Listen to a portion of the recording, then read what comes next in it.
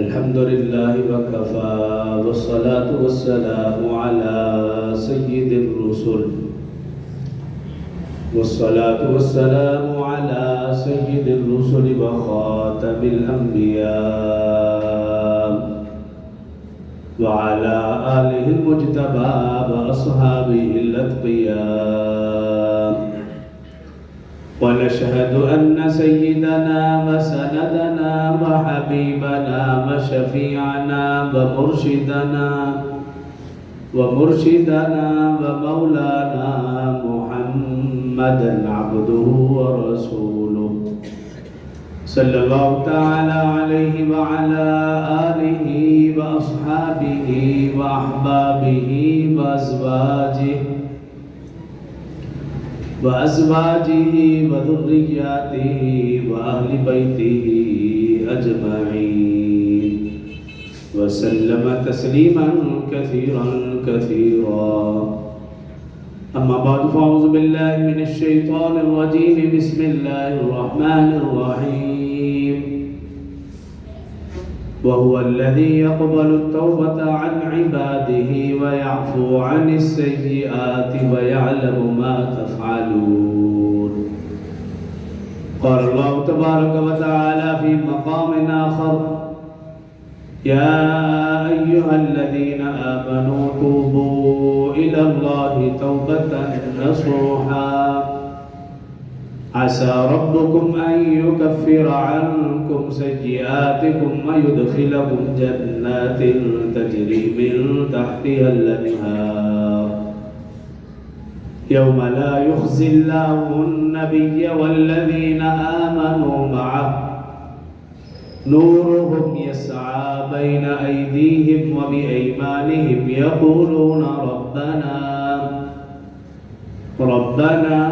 أتمم لنا نورنا واغفر لنا إنك على كل شيء قدير. صدق الله العظيم وصدق رسوله النبي الكريم ونحن على ذلك لمن الشاهدين والشاكرين والحمد لله رب العالمين. تمام احباب مل کر نماز والا درود شریف بآواز بلند پڑھیں. اللهم صل على محمد وعلى آل محمد كما صليت على إبراهيم وعلى آل إبراهيم إنك حميد مجيد. اللهم بارك على محمد وعلى آل محمد كما باركت على إبراهيم وعلى آل إبراهيم إنك حميد مجيد. رب اشرح لي صدري ويسر لي أمري واحلل عقدة من لساني يفقهوا قولي. رب زدني علما رب زدني علما رب زدني علما.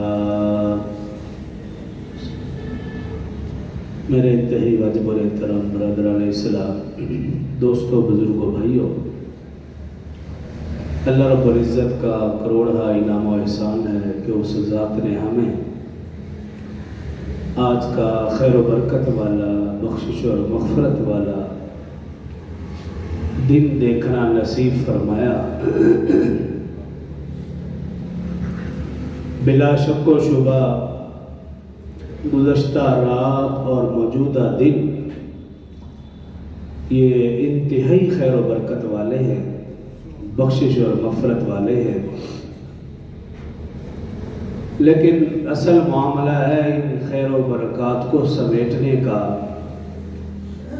اور ان خیر و برکات کو صحیح معنوں میں حاصل کرنے اور فائدہ اٹھانے کا. کہیں ایسا نہ ہو کہ یہ دن گزرے اور خیر و برکات ہماری زندگیوں سے نکل جائے. تو ان خیر و برکات کو سمیٹنے اور اس کی حفاظت کے لیے جو رسول اللہ صلی اللہ علیہ وسلم نے طریقہ بتایا وہ یہ کہ چند گناہوں کی نشاندہی کی ہے رسول اللہ صلی اللہ علیہ وسلم نے کہ اگر انسان ان گناہوں سے اپنے آپ کو بچا لے تو وہ پھر سمجھ لے کہ اس دن کی اور اس رات کی خیر و برکات اسے حاصل ہو گئی. اور اگر خدا نہ خواستہ انسان ان گناہوں میں سے کسی گناہ میں ملوث ہے تو پھر فرمایا رسول اللہ صلی اللہ علیہ وسلم نے ایسا شخص کہ اس کی اس رات بھی بخشش اور معافی نہیں ہوتی. تو وہ گناہ کون سے ہیں اس حوالے سے مختصراً آج کے خطبہ میں عرض کروں گا.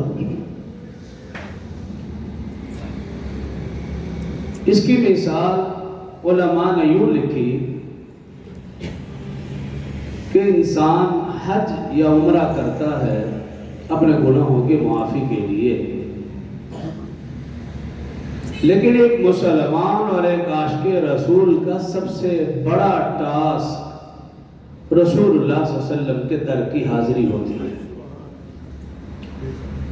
اور وہ جانتا ہے کہ اس سے پہلے جو میں اعمال کروں گا اس سے میرے گناہ تو معاف ہو ہی جائیں گے، لیکن اصل معاملہ ہے کہ جب میں رسول اللہ صلی اللہ علیہ وسلم کے در پر حاضری دوں تو میں گناہوں سے پاک صاف ہوں، میرا دل پاک صاف ہو. اب اس حاضری کے لیے کتنی دگو دو کرنی پڑی جی؟ پہلے غسل کرو، احرام باندھو، خانہ کعبہ کا طواف کرو، صفا مروہ کی سعی کرو، ظاہری اور باطنی طور پر اپنے آپ کو پاک صاف کرو، پھر سب سے آخر میں رسول اللہ صلی اللہ علیہ وسلم کے در پہ حاضری دو تاکہ جب آقا کے در پہ جائے تو پھر گناہوں سے ظاہر و باطن پاک ہو. وہاں پہ پاک اور خالی دل سے تشریف لے جائیں گے تو فائدہ ہوگا.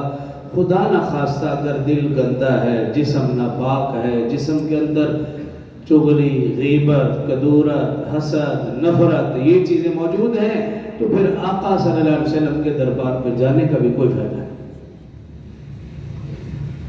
تو بزرگان دین لکھتے ہیں کہ رمضان سے پہلے یہ دن ایسا ہی ہے کہ اللہ تعالیٰ چاہتے یہ ہے کہ رمضان آنے والا ہے، اس سے پہلے ایک دن ہمیں ملا. اس دن اور اس رات کو اپنے آپ کو گناہوں سے ظاہر و باطن سے اپنے آپ کو پاک صاف کر لو، پھر رمضان کا صحیح معنوں میں فائدہ ہوگا. اور اگر خدا نہ خواستہ رمضان سے پہلے اب تیاری نہ کی، اپنے ذہن کو، دل و دماغ کو، جسم کو پاک نہ کیا تو پھر رمضان میں بھی اس کا فائدہ نہیں ہے. اس لیے حضرت ابو موسیٰ اشعری رضی اللہ عنہ راوی ہیں، رسول اللہ صلی اللہ علیہ وسلم نے ارشاد فرمایا کہ 15 شوال المعظم کی رات اور اس دن چند گناہگار ایسے ہیں اگر وہ اپنے گناہوں سے پکی سچی توبہ نہ کریں تو اس رات بھی ان کی بخشش اور معافی نہیں ہوتی. ان میں سے سب سے پہلا فرمایا شرک. ان اللہ لا یغفر ان یشرک بہ ویغفر ما دون ذلک لمن یشاء. اللہ فرما رہا ہے کہ میں شرک کرنے والے کو کبھی معاف نہیں کروں گا، اس کے علاوہ جس کو چاہوں معاف کر دوں. مشرک کی معافی نہیں. کیوں؟ ان الشرک لظلم عظیم. فرمایا شرک سب سے بڑا ظلم ہے. انہ من یشرک باللہ فقد حرم اللہ علیہ الجنہ ومأواہ النار. فرمایا جو شرک کرے گا اللہ فرماتے میں نے اس پر جنت کو حرام کر دیا ہے، اس کا ٹھکانہ جہنم ہے. شرک کیا ہے کہ اللہ کی ذات میں کسی کو شریک ٹھہرانا اور اللہ کی صفات میں کسی کو شریک ٹھہرانا. وہ اللہ اپنی ذات میں بھی وحدہ لا شریک ہے، وہ اللہ اپنی صفات میں بھی وحدہ لا شریک ہے. جس طرح وہ اللہ اپنی ذات میں وحدہ لا شریک ہے، اسی طرح اپنی صفات میں بھی جو صفات اللہ کی ہے وہ صرف اللہ کی ہے، وہ غیر اللہ کی نہیں ہے. اگر کوئی شخص اللہ والی صفات غیر اللہ میں ڈھونڈتا ہے تو یہ شرک ہے. مثال کے طور پر موٹی موٹی 2-3 نام لے لیتا ہوں، جیسے عالم الغیب صرف ایک اللہ کی ذات ہے، اللہ کے علاوہ کوئی عالم الغیب نہیں ہے. مختار کل صرف ایک اللہ کی ذات ہے، مشکل کشا صرف ایک اللہ کی ذات ہے، حاجت روا بھی وہی، سب کچھ کرنے والی ذات صرف ایک اللہ ہے۔ اگر کوئی شخص یہ صفات اللہ کے علاوہ رسول اللہ صلی اللہ علیہ وسلم میں ڈھونڈتا ہے کہ وہ بھی عالم الغیب ہیں، وہ بھی مختار کل ہیں، یا حضرت علی رضی اللہ عنہ کے بارے میں کہتا ہے کہ وہ بھی مشکل کشا ہے، یا حضرت علی حجویری رحمہ اللہ کے بارے میں سمجھتا ہے کہ یہ بھی داتا ہے، تو پھر یہی تو شرک ہے۔ آپ شرک پھر کسے کہیں گے؟ تو اس لیے فرمایا کہ مشرک کی معافی نہیں، ایک تو یہ۔ دوسرا، رسول اللہ صلی اللہ علیہ وسلم نے اس کے ساتھ ساتھ یہ بھی فرمایا مجھے اپنی امت سے دو چیزوں کا سب سے زیادہ ڈر ہے۔ ایک فرمایا شرک اصغر، اور دوسرا فرمایا تنہائی کا گناہ۔ دو چیزوں کا ذکر کیا۔ صحابہ نے عرض کیا رسول اللہ صلی اللہ علیہ وسلم شرک اصغر کیا ہے؟ رسول اللہ صلی اللہ علیہ وسلم نے آیت مبارکہ تلاوت کی، فمن کان یرجو لقاء ربہ فلیعمل عملا صالحا، تم میں سے جو شخص اللہ سے ملاقات کی امید رکھتا ہے فلیعمل عملا صالحا، اس کو چاہیے کہ وہ نیک اعمال کرے، ہاں ولا یشرک بعبادت ربہ احدا، اپنے رب کی عبادت میں کسی اور کو شریک نہ ٹھہرائے، یعنی ریاکاری۔ یہ ہے شرک اصغر، کہ انسان کو نیک اعمال کرے اس لیے کہ لوگ سمجھیں یہ حاجی ہے، یہ غازی ہے، یہ نمازی ہے، یہ بڑا نیک ہے، یہ بڑا سخی ہے، یہ متقی ہے، یہ پرہیزگار ہے، تو یہ ریاکاری۔ فرمایا مجھے اپنی امت سے سب سے زیادہ ڈر شرک اصغر سے ہے، ریاکاری سے ہے۔ آج ہم دیکھتے ہیں کہ بعض اوقات یہ بیماری ہمارے اندر پائی جاتی ہے، کوئی نیک عمل کرتے ہیں، کئی لوگوں کو بتاتے ہیں، یہی تو شرک اصغر ہے، ریاکاری ہے۔ تو شرک اصغر سے، اور دوسرا فرمایا تنہائی کا گناہ۔ پہلے اس کو سمجھنا ذرا مشکل تھا، آج انتہائی آسان ہو چکا ہے۔ ہر خاص و عام جس کو آپ چاہے کہ جب اس کے ہاتھ میں موبائل ہو اور وہ تنہا بیٹھا ہے، پھر آپ کیا سمجھتے ہیں کہ وہ قرآن پڑھ رہا ہوگا، وہ کوئی نعت سن رہا ہوگا؟ اگر 50% وہ کوئی نیک اعمال کرتا ہے تو کچھ نہ کچھ اس میں گناہ کا پہلو نکل ہی آتا ہے، کیونکہ یہ ہے ہی شیطانی چیز۔ مسجد میں بیٹھے، گھر میں بیٹھے، جہاں بھی بیٹھے، موبائل کھولنے کی دیر ہے تو بس پھر آپ سمجھ جائیں یہ گناہوں کا سمندر ہے، یہ تنہائی کا گناہ ہے۔ رسول اللہ صلی اللہ علیہ وسلم نے 1400 سال پہلے اس کا ذکر کیا تھا، اور اس تنہائی کے گناہ کی وجہ سے میرا اور آپ کا عبادات میں دل لگتا ہی نہیں ہے۔ گھنٹوں گھنٹوں موبائل ہاتھ میں ہوگا لیکن چند لمحے کے لیے قرآن ہاتھ میں نہیں آتا، گھنٹوں گھنٹوں اس موبائل کے ساتھ دل لگی کر رہے ہیں، قرآن کے ساتھ، ذکر و اذکار کے ساتھ، تسبیحات کے ساتھ میرا اور آپ کا دل لگتا ہی نہیں ہے۔ دیکھ لیجئے کہ سلام پھیرنے کی دیر ہے، بعض لوگ تو دعا کا بھی انتظار نہیں کرتے، جو دعا کا انتظار کرتے ہیں دعا کے بعد مسجد خالی ہے، مجبوراً پھر بند کرنا پڑتا ہے۔ اگر صبح سے شام تک اس مسجد کو آباد کرنے والے ہوں تو پھر کون مسجد کو بند کرے؟ تو تنہائی کا گناہ، اس سے رسول اللہ صلی اللہ علیہ وسلم مجھے اپنی امت سے سب سے زیادہ خطرہ شرک اصغر سے اور تنہائی کا گناہ۔ تو جہاں ہم شرک اکبر سے اپنے آپ کو بچائیں، وہاں شرک اصغر کی طرف بھی دھیان دیں۔ کہیں ایسا تو نہیں کہ میں اور آپ شرک اصغر میں یا تنہائی کے گناہ میں مبتلا ہوں۔ اگر خدا نخواستہ ایسی صورت ہے تو رسول اللہ صلی اللہ علیہ وسلم نے کیا فرمایا؟ اس بخشش والی رات اور بخشش والے دن بھی ایسے شرک کرنے والے کی معافی نہیں۔ اور دوسرے نمبر پر فرمایا والدین کا نافرمان۔ قرآن پاک میں آپ دیکھیے، احادیث مبارکہ میں دیکھیے، اللہ رب العزت نے جہاں اپنے حق کا ذکر فرمایا، اپنے حق کے ساتھ والدین کا ذکر فرمایا۔ وَقَضَى رَبُّكَ أَلَّا تَعْبُدُوا إِلَّا إِيَّاهُ وَبِالْوَالِدَيْنِ إِحْسَانًا۔ اور خاص طور پر ان کے بڑھاپے کے وقت کا ذکر فرمایا 15واں سپارہ سورہ بنی اسرائیل، فرمایا اما یبلغن عندک الکبر احدہما او کلاہما فلا تقل لہما اف،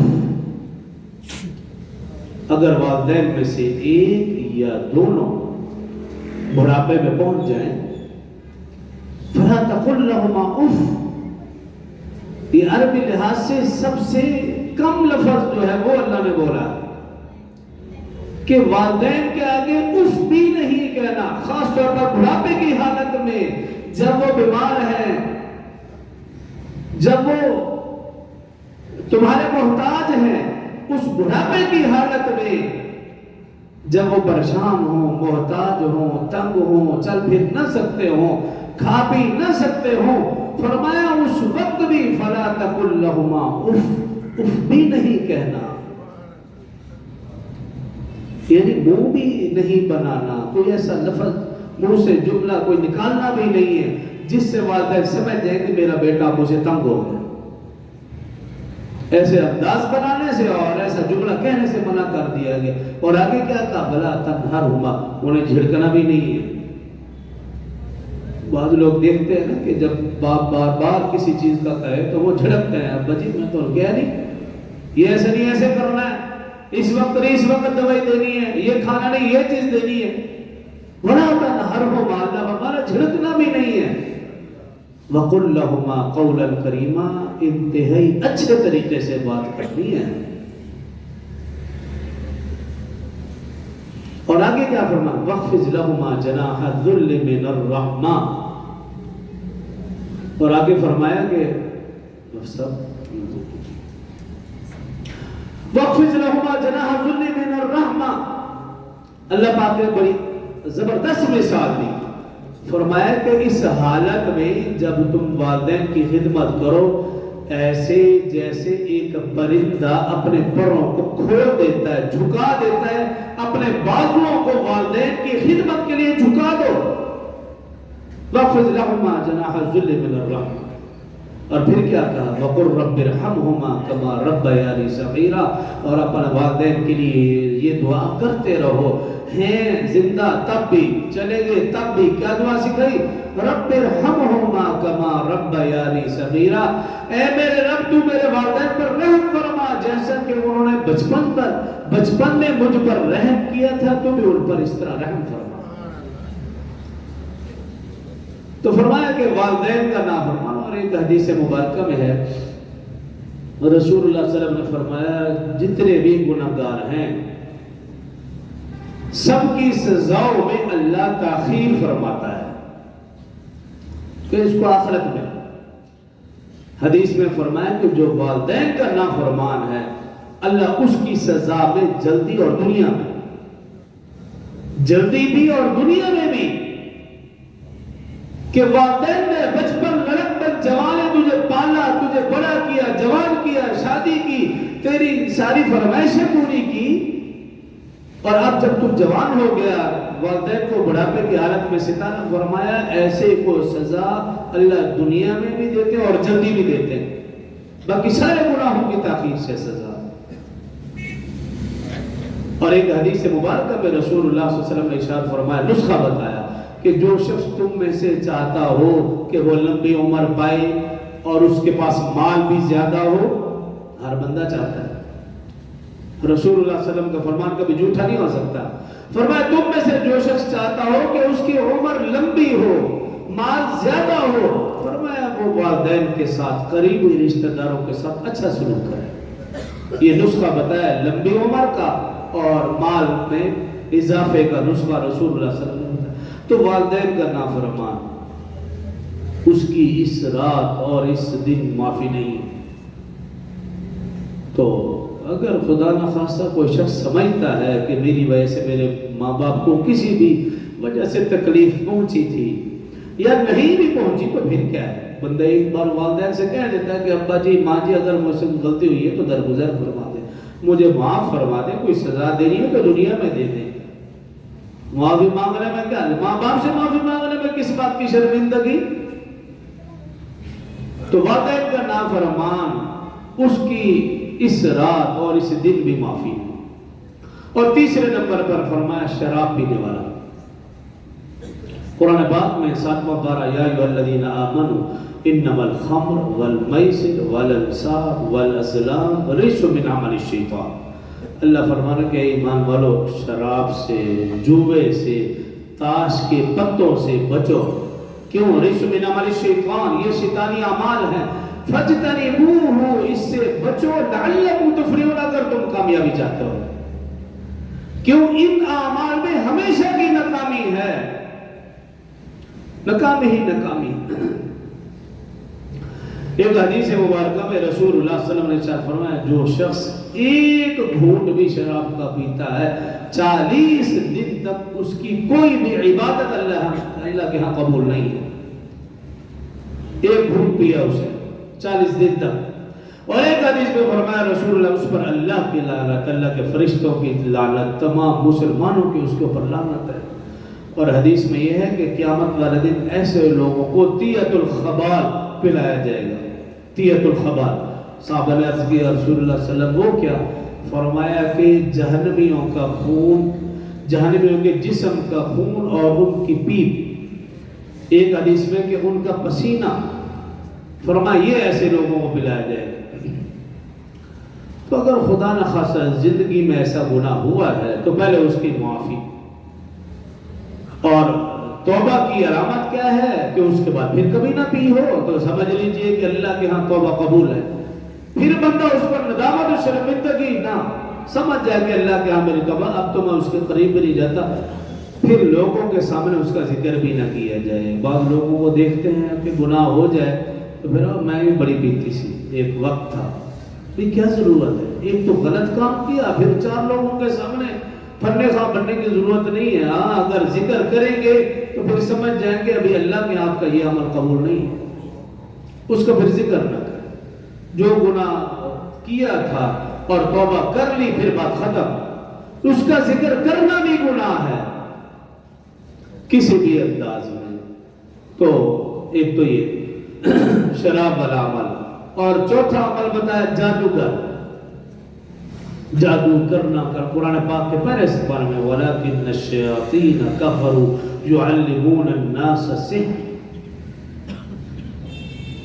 شیاطین جو کفر کرتے ہیں یعلمون الناس السحر، وہ لوگوں کو جادو سکھاتے ہیں. جادو سیکھنا اور سکھانا یہ شیطانی عمل ہے. اور آگے اللہ نے فرمایا وَيَتَعَلَّمُونَ مِنْهُمْ مَا يُفَرِّقُونَ بِهِ بَيْنَ الْمَرْءِ وَزَوْجِهِ. سب سے خطرناک جو جادو ہے وہ یہ کہ میاں بیوی کے درمیان جدائی کرانا. اللہ رب العزت فرمایا پہلے سپارے میں تو جادو کرنا کروانا اس کے اوپر لعنت.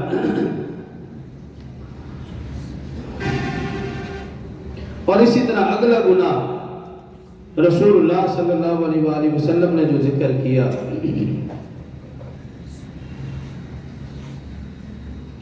چغل خور، کہ ایک کی بات دوسرے کو کرنا، دوسرے کی بات تیسرے کو کرنا، ایک دوسرے کو باتیں لگانا. اس کی بھی معافی نہیں ہے جب تک کہ وہ اپنے گناہ سے پکی سچی توبہ نہ کر لے. حضرت علی بن حسین رضی اللہ عنہ، حضرت حسین رضی اللہ عنہ کے بیٹے، ایک شخص ان کے پاس آیا اور انہیں آ کر کہنے لگا کہ فلاں شخص آپ کے بارے میں اس طرح جملے کہتا ہے. اب میرے اور آپ کے لیے یہ طرز عمل اور رہنمائی اہل بیت اعظام کی زندگی سے. فرمایا علی بن حسین رضی اللہ عنہ فلاں شخص آپ کے بارے میں ایسے ایسی بات کرتا ہے، کہتا ہے. آپ نے کیا فرمایا؟ کہا مجھے اس کے پاس لے چلو. حضرت علی بن حسین رضی اللہ عنہ جب ان کے پاس گئے، سلام دعا کرنے کے بعد صرف یہ کہا بھی دیکھو جو تم نے میرے بارے میں بات کی ہے، اگر میرے اندر وہ بات پائی جاتی ہے اللہ میری مغفرت فرمائے، اور اگر نہیں پائی جاتی اللہ آپ کی مغفرت فرمائے. یہ جملے کہے اور چلتے ہیں. یہ اہل بیت کی شان اور ان کا طرز زندگی ہے. اور ہمارا پتہ لگ جائے فلاں نے کہی ہے، ہمارے اندر وہ برائی پائی جاتی ہے یا نہیں پائی جاتی، ہم سچے ہیں جھوٹے پر لڑنے کے لیے تیار ہیں. یا اس کے بارے میں اس نے ایک بات کہی کئی باتیں کہہ دیں گے، اگر مجھ میں یہ ہے تو اس کی تو یہ برائی، یہ برائی، یہ برائی، کئی برائیاں گنوا دیں گے۔ کہ اگر اس نے کوئی غلط کام کیا ہے تو پھر تو اپنے آپ کو صحیح کر، میرا یہ حق نہیں بنتا پھر میں اس کی کئی برائیاں بیان کروں، میں اپنی اچھائی نہیں کھاؤں۔ حضرت علی بن حسین رضی اللہ سے عمل اختیار کروں کہ ٹھیک ہے اگر پائی جاتے اللہ مجھے معاف کرے، نہیں پائی جاتے اللہ اس کو معاف کرے۔ تو چغل خور ایک علامہ حافظ شمس الدین ذہبی رحمہ اللہ عربی ایک مؤلف گزرے، انہوں نے اپنی کتاب الکبائر میں ایک چھوٹی سی کہانی، سچا واقعہ انہوں نے لکھا کہ ایک شخص اپنا غلام بیچ رہا تھا اور کہہ رہا تھا کہ یہ غلام جو میں بیچ رہا ہوں اس میں کوئی برائی نہیں، صرف ایک برائی ہے اور وہ ہے چغل خوری والی، بس اور کوئی برائی نہیں۔ تو ایک شخص آیا، رئیس امیر آدمی تھا، تو اس نے کہا کہ ہٹا کٹا لگتا ہے، کام کاج کا بندہ لگتا ہے، صرف ایک ہی تو برائی ہے کہ چغل خوری، اور تو کوئی بھی نہیں، وہ اس کو خرید لیتا ہے، لے جاتا ہے۔ اب ظاہر کہ تھا تو چغل خور۔ اب کچھ عرصہ گزرنے کے بعد اپنی مالکہ سے کہنے لگا کہ آپ کے جو میاں ہیں یعنی میرے جو صاحب ہیں، مجھے لگتا ہے کہ ان کا کسی خاتون کے ساتھ معاملہ ہے۔ اب چغلی کر کہ ان کا کسی خاتون کے ساتھ معاملہ ہے، تو اگر آپ چاہتی ہیں کہ آپ کے میاں کسی اور سے شادی نہ کریں، اس کا ایک عمل ہے، وہ عمل کیا ہے کہ آپ اس کی داڑھی میں سے چند بال کاٹیں، مجھے دے دیں، میں اس پر عمل کروں گا، پھر یہ ایسا کام نہیں ہوگا۔ اور پھر صاحب جب آئے انہیں کہنے لگے کہ مجھے لگتا ہے کہ آپ کی گھر والی کا کسی کے ساتھ معاملہ ہے، تو اگر آپ کو شک ہے جب آپ رات کو سوئیں گے تو آنکھیں بند نہ کرنا، سونا نہ، چادر لے کے لیٹ جانا، اگر وہ اس طرح لے کر آپ کے قریب آئے تو سمجھ جانا کہ معاملہ سچ ہے۔ بس پھر وہی ہوا، جب وہ رئیس سونے کا وقت آیا، چادر لے کے لیٹے، کچھ دیر کے بعد بیوی نے سمجھا بھی اب گیا ہی نہیں، اس رلیہ داڑھی کے بال کاٹنے کے لیے جب قریب پہنچی تو بس پھر وہ سمجھ گیا بھی یہ تو بات وہی ہے جو چغل خور نے کہی تھی۔ وہ اٹھا اسی اس طرح سے اس کا گلا کاٹ دیا۔ بس پھر صبح ہوئی، جنگ لگ گئی، اس کے رشتہ دار اس کے رشتہ، وہ بھی ختم، وہ بھی ختم۔ اب بظاہر چھوٹی سی چغلی تھی لیکن اس کا نقصان کتنا بڑا ہوا کہ دو خاندان ہمیشہ کے لیے اجڑ گئے۔ کتاب الکبائر میں حافظ علامہ شمس الدین ذہبی رحمہ اللہ نے یہ روایت، یہ واقعہ لکھا ہے۔ تو اس لیے فرمایا رسول اللہ لا يدخل الجنت قطار، فرمایا چغل خور کبھی بھی جنت میں داخل نہیں ہوگا۔ تو یہ عادت، یہ عورتوں والی عادت ہے، مردوں کو ویسے بھی یہ بات اچھی نہیں لگتی، لیکن آج کل ہم دیکھتے ہیں کہ مرد بھی اس بیماری میں ہوتے ہیں، مسجد میں ہیں، گھر میں ہیں، فیکٹری میں ہیں، بس دو آدمی اکٹھے ہوں تو اچھائی تو ہو ہی نہیں سکتی نا، کسی کی اچھائی بیان کریں، برائی ہی بیان کریں، فلاں بھی ایسا فلاں بھی ایسا، بھئی تم حاجی ہو، اس کا مطلب اپنے آپ کو نیک اور باقی سب برے؟ انسان پہلے اپنے آپ کو دیکھے، میں کیا ہوں، گندے قطرے کی پیداوار ہوں، اور میں اپنے آپ کو اچھا کہوں، باقی سب کو برا کہوں؟ تو اس گناہ سے بھی پکی سچی توبہ۔ اور پھر فرمایا کہ زانی بدکار ولا تقربوا الزنا انه كان فاحشا، فرمایا زنا کے قریب بھی مت جانا، یہ بہت برا فعل ہے۔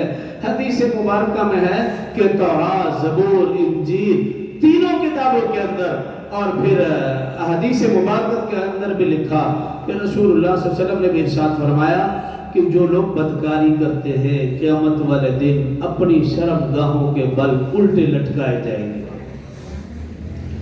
اور پھر انہیں دروغے سزا دیں گے۔ جب سزا دیں گے تو پھر یہ چیخیں گے، چلائیں گے، تو پھر وہ فرشتے کہیں گے آج تو روتا ہے، جب تو بدکاری کرتا تھا تب تو ہنستا تھا، تب تو مستی کرتا تھا، تب تو اچھلتا تھا، کودتا تھا، آج دیکھ تیرے ساتھ کیا ہوتا ہے۔ اور پھر فرمایا کیا مطلب اس کے ساتھ یہی ہوتا رہے گا۔ تو زنا، بدکاری یہ بہت برا فعل اور کبیرہ گناہ، فرمایا رسول اللہ صلی اللہ علیہ وسلم نے جب تک اس گناہ سے پکی سچی توبہ نہ کر لی جائے تو ایسے شخص کی بھی اس رات اور اس دن معافی نہیں ہے۔ اور اگلا گناہ فرمایا رسول اللہ صلی اللہ علیہ وسلم نے سود۔ اب تو یہ بیماری بھی عام ہوگی، ہر دوسرا بندہ یہ سمجھتا ہے کہ کاروبار کیا کرنا یہی کاروبار ہے، کسی کو لاکھ دیے 2 دیے اور پھر زیادہ لے لیے، اس کو کاروبار سمجھنے لگ پڑے اب لوگ۔ الذین یأکلون الربا لا یقومون الا کما یقوم الذی یتخبطہ الشیطان من المس۔ اللہ فرمانا کہ ایسے لوگ قیامت والے دن جب قبروں سے اٹھیں گے تو وہ پاگل پن کی حالت میں ہوں گے، جیسے کسی کے ہاتھ پاؤں اور گردن ہل رہی ہو۔ فرمایا اس حالت میں وہ قبروں سے اٹھائے جائیں گے۔ اس لیے فرمایا رسول اللہ سود کھانے کھلانے لکھنے دیکھنے والے کو اوپر میں اللہ کی لعنت، اللہ کے فرشتوں کی لعنت اور تمام لوگوں کی اس کے اوپر لعنت ہے۔ یہی وجہ ہے کہ علماء کوشش کر رہے ہیں۔ پچھلے دنوں میں آپ نے دیکھا بھی ہوگا کہ جو ہمارے سیاسی علماء ہیں انہوں نے بڑی محنت اور بڑی تگ و دو اور بڑی کوشش کی ہے کہ سودی نظام کو ختم کیا جائے، اور انشاءاللہ جو انہوں نے معاہدے کیے ہیں پارلیمنٹ کے اندر، اسمبلی کے اندر جو قانون سازی میں انہوں نے حصہ ڈالا ہے، تو امید ہے کہ جو قانون جو وقت دیا گیا غالباً 2027 تک، امید ہے کہ یہ سودی نظام کو ختم کر دیا جائے گا۔ اگر وہ کوشش بھی کر رہے ہیں تو پھر بھی ان کو سراہنا چاہیے، کیونکہ جب تک سودی معاملہ ہے تو حدیث میں یہ ہے کہ اللہ جس قوم کو ہلاک کرنے کا فیصلہ فرماتے ہیں اس میں 2 چیزیں، نمبر 1 سود اور نمبر 2 بدکاری، یہ 2 چیزیں عام کر دیتے ہیں، وہ سمجھ جائے کہ وہ قوم ہلاک اور تباہ برباد ہو۔ تو اس بیماری سے بچنا۔ اور اگلا گناہ جو بتایا رسول اللہ صلی اللہ علیہ وسلم وہ ہے ذخیرہ اندوزی۔ اب رمضان آ رہا ہے تو بس پھر وہ کاروباری حضرات شروع ہو جائیں گے، وہ جانتے ہیں کہ کون سی چیز رمضان میں زیادہ بکے گی، اس کا سٹاک کر لیا، یہی ذخیرہ اندوزی، تو اس کو پھر مہنگے داموں بیچیں گے۔ زیادہ تر کھانے والی چیزوں کی بات احادیث مبارکہ میں ہے، جو چیز کھانے پینے میں استعمال ہوتی ہے، فروٹ ہے یا دیگر ضروریات زندگی جو کھانے والی چیزیں ہیں، اس کے متعلق کہ انسان اگر ایسی چیزوں کو اس نیت سے سٹاک کر لے کہ پھر رمضان میں یا آنے والے وقت میں مہنگا کر کے میں بیچوں گا، یہ ذخیرہ اندوزی ہے۔ اور رسول اللہ صلی اللہ علیہ وسلم نے ارشاد فرمایا ایسا شخص میری امت میں سے بھی نہیں ہے، ایسے کو رسول اللہ صلی اللہ علیہ وسلم نے اپنی امت میں سے ہی نکال دیا۔ اور سب سے آخری یہ کہ کینہ پرور، جس کے دل میں کسی مسلمان کے بارے میں بغض ہے، حسد ہے، نفرت ہے، رشتہ داروں کے بارے میں، بہن بھائیوں کے بارے میں، قریبی رشتہ داروں کے بارے میں جھگڑا ہے، نفرت ہے، دل میں بغض ہے، تو وہ اپنا دل پہلے پاک صاف کرے، پھر رمضان کے لیے اپنے آپ کو تیار کرے، پھر دیکھیں فائدہ ہوگا کہ نہیں۔ اگر میں نے اور آپ نے اپنے دل کو، اپنے جسم کو، ظاہر و باطن کو پاک صاف نہیں کیا، تیار نہیں کیا، تو پھر رمضان میں اس کا صحیح فائدہ ہوگا ہی نہیں۔ اور اگر پکی سچی توبہ کر لی، اللہ کا وعدہ ہے وَهُوَ الَّذِي يَقْبَلُ التَّوْبَةَ عَنْ عِبَادِهِ، وہی اللہ ہے جو بندوں کی توبہ قبول فرماتا ہے، وَيَعْفُو عَنِ السَّيِّئَاتِ، وہی گناہوں کو مٹاتا ہے۔ حدیث مبارکہ میں حضرت ابو ہریرہ رضی اللہ عنہ فرماتے ہیں رسول اللہ صلی اللہ علیہ وسلم نے ارشاد فرمایا اللہ جل شانہ فرماتے ہیں میں اپنے بندے کے ساتھ ویسے معاملہ کرتا ہوں جیسے وہ میرے ساتھ گمان کرتا ہے۔ اگر وہ یہ گمان کرے کہ اللہ غفور الرحیم ہے، میں اس کو بخش دوں گا۔ اور پھر فرمایا کہ اگر بندہ ایک بالشت میرے قریب آتا ہے، میں 1 ہاتھ اس کے قریب ہوتا ہوں، اگر وہ 1 ہاتھ میرے قریب ہے، میں 4 ہاتھ اس کے قریب ہوتا ہوں، اگر بندہ میری طرف چل کر آتا ہے، میں اس کی طرف دوڑ کر آتا ہوں۔ وہ اللہ تو میرے اور آپ کے انتظار میں ہے کہ یہ بندہ کب میرے در پر آئے، ہاتھ اٹھائے، جھولی پھیلائے، آنسو بہائے، میں اس کو بخش دوں۔ کمی میرے اور آپ کے اندر ہے۔ انسانوں سے غلطیاں اور کوتاہیاں ہوتی ہیں، فرشتوں سے نہیں۔ اس لیے حدیث آج صبح درس میں بھی میں نے عرض کی تھی، حضرت انس رضی اللہ عنہ راوی ہے، مسلم شریف کی روایت ہے، رسول اللہ صلی اللہ علیہ وسلم نے ارشاد فرمایا اس ذات کی قسم جس کے قبضے میں میری جان ہے، اگر تم لوگ گناہ نہیں کرو گے اللہ تمہیں کسی اور جگہ منتقل کر دے گا اور یہاں ایسی قوم لائے گا جو گناہ کرے گی، پھر اللہ سے معافی مانگے۔ گناہ کرنے کے بعد اللہ سے معافی مانگنا یہ عمل اللہ کو بہت پسندیدہ ہے۔ اس لیے کہ حدیث مبارکہ میں یوں ہے، فرمایا رسول اللہ صلی اللہ علیہ وسلم نے سب سے اچھے گناہگار وہ ہیں، سب سے اچھے گناہگار فرمایا وہ ہیں جو توبہ میں جلدی کرتے ہیں، اور برے گناہگار وہ ہیں جو توبہ میں تاخیر کرتے ہیں۔ اگر میرے اور آپ کے اندر یہ گناہ جن کا ذکر کیا پائے جاتے ہیں یا نہیں بھی پائے جاتے، اس بات کا احتمال رکھتے ہوئے جب پکی سچی توبہ کریں گے، اللہ کے سامنے ہاتھ اٹھائیں گے، گڑ گڑائیں گے، دعا مانگیں گے، آنسو بہائیں گے، اللہ ہمیں ہمارے گناہ کو معاف کر دیں گے، اور پھر ہم پاک صاف ہو کر پھر رمضان کے لیے تیار ہوں گے۔ پھر آپ دیکھیں کہ رمضان کا کتنا فائدہ ہوگا۔ اللہ سمجھنے اور عمل کی توفیق دے۔ باقی